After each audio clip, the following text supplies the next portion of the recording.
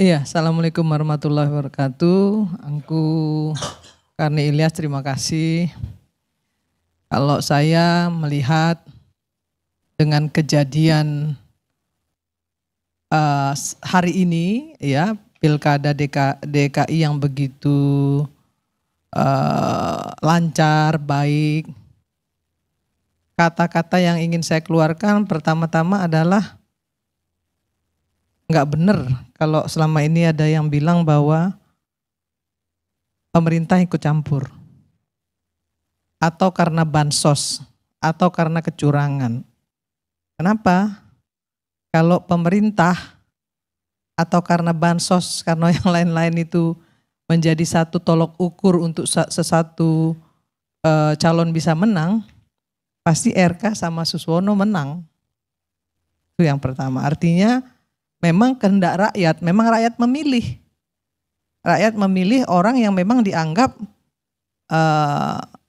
mampu dan mau, bisa mereka andalkan. Itu harus saya akui, harus kita akui semua. Yang kedua, kalau soal endorse, mohon maaf, kita sama-sama tahu semua pihak juga punya endorsement.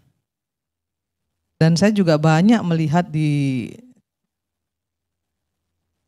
TikTok, di media sosial gitu ya, semuanya juga mengeluarkan bansos, mengeluarkan seserahan lah gitu ya kepada masyarakat. Yang namanya sembako, dua pihak juga sama mengeluarkan hal yang sama. Dan itu terjadi biasa di seluruh Indonesia menurut saya. Termasuk di dapil saya sendiri. Dapil saya sendiri kebetulan alhamdulillah Herman Deru Ciujang dari Nasdem, PSI dan Demokrat, kita menang 70%. Menang loh. Kalah itu yang namanya endorse-nya Gerindra sama Golkar. Ya kan? Artinya nggak terbukti dong yang namanya kecurangan pakai bansos dan lain sebagainya. Menang kok kita. Dan kita juga nggak sama sama mereka. Apa yang mereka perbuat ya kita perbuat. Jadi kita juga nggak usah jualan-jualan lagi lah yang namanya adu domba, fitnah. Itu udah cukup lah untuk bisa membuat Indonesia ini acak-acakan. Kalau endorse, kita bisa lihat Trump juga mengendorse Elon Musk. Ya, berapa banyak itu yang di-endorse oleh Trump untuk bisa menang. Menurut saya itu sah-sah saja, nggak perlu diperdebatkan soal endorse-mengendorse. Nah, kebetulan PDIP mengendorse Anies Baswedan. Yang kita tahu memang di Jakarta ini Anies menang. Anies punya banyak pendukung.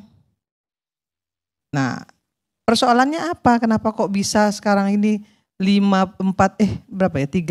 apa 4? Ya kita Kim Plus ini kalahnya sampai hari ini ya, sampai detik ini masih 10%-an bedanya. Itu karena strategi. Karena betul-betul strategi dan bagaimana calon bisa meyakinkan masyarakat. Bagaimana Rano Karno yang punya banyak fans, gak ada yang gak kenal sama Sidul, walaupun dia bukan orang Betawi, bapaknya Padang, ibunya Jawa Tengah, bukan Betawi loh bang, ibunya Jawa Tengah loh, ya. Tapi ternyata dia bisa memenangkan konsentrasi politik yang demikian keras di Jakarta ini, ya. Kalau saya terus terang saya mengapresiasi itu. Jadi kalau kalah ya kalah lah gitu. Kalau menang ya memang menang. Gak perlu kita bilang kalau menang orang lain dibilang curang. Tapi kalau kita yang menang, kita nggak bilang orang lain kita ya nggak bilang yang lain yang curang gitu. Jadi dalam kontestasi politik itu soal kecurangan, soal endorsement, itu bukan cuma di Indonesia aja, di seluruh dunia itu ada. sekarang yang paling penting itu apa? Ketika kita ingin memenangkan satu kontestasi, strategi politik seperti apa? Keren kan Rano Karno sama Mas Pram bisa menang? Dan saya mengapresiasi tentunya. Nasdem mengapresiasi. Kalau memang mereka nanti menang, kita apresiasi, kita dukung. Tapi sampai hari ini kan kita tahu, hitungannya belum selesai. Bisa saja terjadi nanti 2 putaran. Nah ketika nanti 2 putaran, tentunya kesalahan-kesalahan yang dilakukan oleh calonnya Kim Plus ini, ya harus diperbaiki. Dan mereka harus tahu di mana kesalahannya, apa yang mereka harus perbuat untuk bisa memenangkan kontestasi 2 putaran, ya harus dilakukan oleh Kim Plus. Kita lihat Bali misalnya. Bali itu kandang banteng. Tapi di Pilpres kalah banteng. Nah sekarang di Pilkada mereka menang. Ada banyak kabupaten yang menang. Nah artinya saya melihat ketokohan juga penting. Gitu. Ketokohan dilihat juga oleh masyarakat. Nasdem misalnya ketika memenangkan Pileg kemarin kita menambah 10 kursi. Ada yang bilang itu karena Anies Baswedan misalnya. Ya. Tapi saya melihat enggak juga begitu. Kenapa? Anies menang di 2 provinsi. Sumatera Barat dan Aceh. Di dapil saya Anies enggak menang. Gitu. Sementara di dapil saya kita dapat 2 kursi. Dan di dapil-dapil lain kita juga banyak sekali dapat kursi. Kenaikan 10 kursi kita. Nah artinya saya melihat di sini bahwa ketokohan itu memang dibutuhkan. Di Sumatera Barat Anies itu merupakan tokoh yang memang seluruh orang Sumatera Barat hampir 70-60% menginginkan Anies.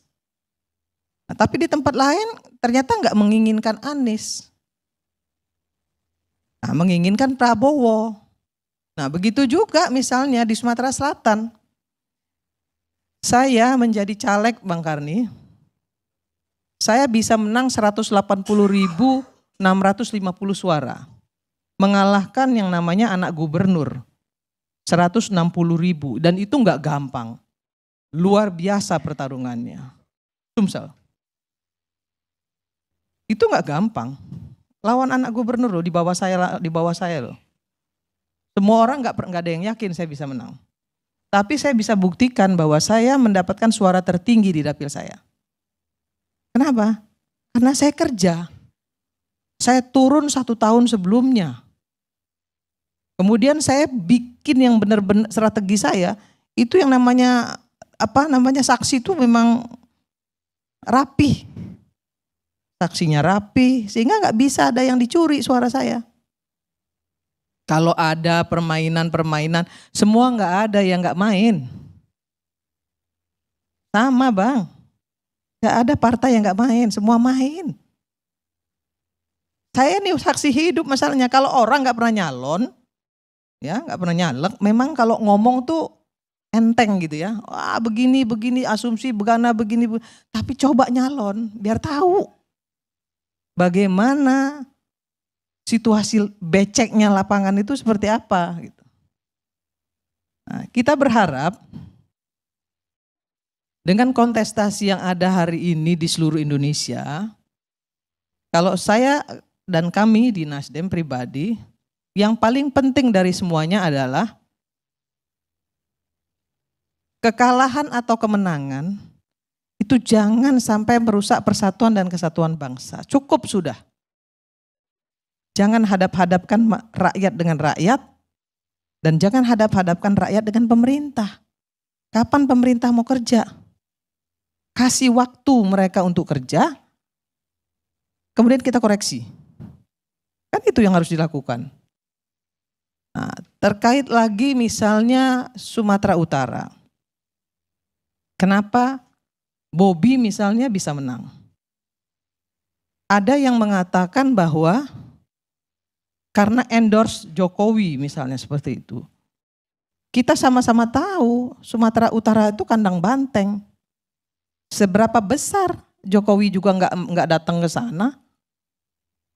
Nah, tapi yang saya lihat justru malah sebaliknya. Strategi yang dilakukan oleh masing-masing paslon itu yang membuat dia bisa menang, memenangkan pertarungan. Nah, bagaimana juga catatan perjalanan sebelumnya, incumbent yang selama ini merasa dia sudah bisa memenangkan pertarungan, ternyata kalah. Kenapa? Karena selama ini nggak membangun wilayahnya. Dan masyarakat pasti ngelihat itu. Selama di tangan si A, ya kan, provinsinya nggak maju. Sumatera itu Bang, saya kasih tahu, provinsi yang paling bagus pembangunannya, yang maju pembangunan itu Sumatera Selatan. Lampung, itu luar biasa pembangunannya. Coba lihat Sumatera Utara, padahal dulu Sumatera Utara tuh, ya kan kota paling besar di Sumatera. Kalau di Jakarta, di Jawa kan Jakarta sama Surabaya. Tapi kalau di Sumatera itu Medan, siapa yang nggak tahu Medan? Betul. Tapi lihat Padang. Ya kan? 3 kali melakukan kontestasi politik, kalah terus orang-orang Sumatera Barat. Karena memilih 3 calon yang selalu kalah. Tapi kan itu komitmen. Ya kita nggak bisa bilang juga. Ya komitmen mereka terhadap satu calon. Nah, dari semuanya ini, saya ingin menyampaikan kepada kita semua, berhentilah untuk mengadu domba rakyat dengan rakyat, ya, hanya untuk kepentingan partai politik. Kenapa sih nggak belajar untuk mencintai Indonesia, menerima kekalahan dengan legowo, ya kan? Kalau menang, jangan jumawa dan jangan juga kemudian menjadi diktator. Kan gitu. Maka kemudian kita semua harus menjadi kontrol sistem yang efektif terhadap pemerintah. Kontrol sistem itu enggak hanya dilakukan oleh DPR. Karena kita tahu DPR itu kan isinya partai politik. Ya. Sangat sulit melakukan kontrol sistem yang efektif melalui DPR. Karena semuanya kepanjangan tangan partai. Nah, siapa yang harus melakukan kontrol sistem yang efektif terhadap pemerintah? Ya kita semua. Tapi kalau kita hanya bicara satu orang, mengkultuskan satu orang saja, Prabowo saja, Jokowi saja, Anies saja misalnya, menurut saya Indonesia ini hancur. Kenapa? Karena nanti saling serang. Si A bilang Anies yang paling hebat, yang paling mampu, yang paling bisa. Si B bilang Prabowo dong. Si C bilang Jokowi masih yang paling hebat. Enggak ada selesainya Bang. Nah ini yang harus sama-sama kita pahami. Nah saya melihat ada tokoh-tokoh masyarakat, tokoh-tokoh politik hari ini yang ada hadir di sini juga. Kenapa kita nggak belajar untuk mencintai Indonesia secara sederhana? Kita lihat dong, ke depan mau jadi apa kita? Pertarungan nggak ada masalah, perbedaan politik wajar-wajar aja. Nasdem, begitu kita tahu bahwa MK memutuskan ini bisa maju, Pak Gibran bisa maju, dan kemudian kita bertarung habis-habisan. Jangan salah loh. Nasdem itu bertarung bukan cuma sekedar mendukung pakai kursi doang, tapi pakai duit juga. Di Pilpres kemarin, kita bertarung luar biasa. Tapi apa yang terjadi? Kalah. Nah, ketika kita kalah, Pak Surya bilang ke kita semua, ke kami semua di DPP, ya sudah, kita dukung yang menang. Kenapa kita dukung yang menang? Karena kita nggak mau terus-terusan ribut. Kapan pemerintah akan bekerja kalau kita ribut terus? Nggak ada gunanya. Kepentingan partai harus di atas. Kepentingan bangsa dan negara harus di atas kepentingan partai politik. Itu prinsip Nasdem. Maka dalam situasi pilkada DKI ini pun Nasdem berpikir hal yang sama. Kalau nanti Pram dan Rano yang menang, ya kita harus dukung dong. Kita harus dukung. Tapi kalau ternyata nanti 2 putaran, karena memang kami mendukung RK sama Suswono, tentunya kami juga akan tetap ikut berjuang juga di putaran kedua. Gitu. Kalau tadi dibilang ada sebagian orang-orang Nasdem yang memang tidak mendukung. Ketika Pilpres kemarin pun Bang, terus terang saya sampaikan bahwa enggak semua orang Nasdem mendukung Anies Baswedan. Enggak semua orang berani memasang foto Anies Baswedan. Ya, kenapa? Kalau di satu tempat, di satu wilayah, Anies tidak bisa dijual, kalau kita pasang foto Anies kita bisa nggak jadi. Dan itu juga dilakukan kawan-kawan PDIP diam-diam. Jangan salah, saya tahu persis juga, kawan-kawan juga bicara. Takut juga mereka nggak menang.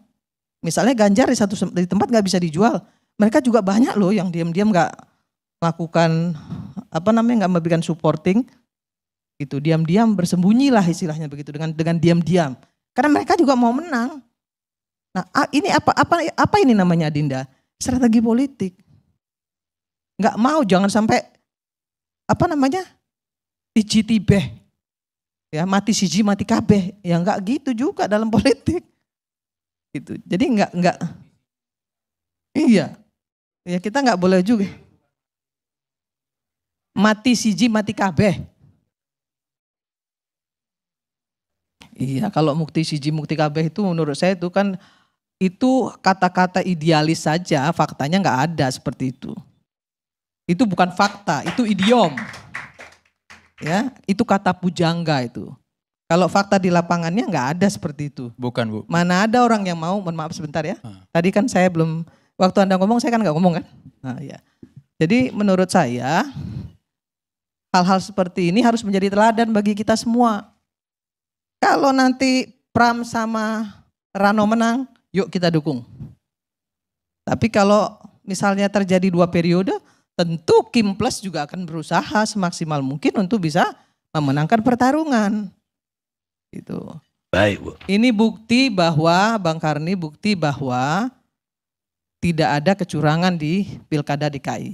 Artinya di seluruh Indonesia juga tidak ada kecurangan. Kenapa? Karena semua partai, karena semua calon punya saksi. Sama seperti yang saya lakukan. Dan itu saya sendiri mengalami. Nggak ada satupun suara yang bisa direbut orang karena saya betul-betul menjaga C1 plano saya. Ya, kalau itu dijaga, nggak akan ada orang yang bisa curi. Nah, itu saja mungkin Bang Karni. Terima kasih. Mudah-mudahan kita semua menyadari bahwa demi kepentingan Indonesia, ya kita janganlah ya hadap-hadapkan rakyat dengan rakyat dan hadapkan rakyat dengan pemerintah. Terima kasih.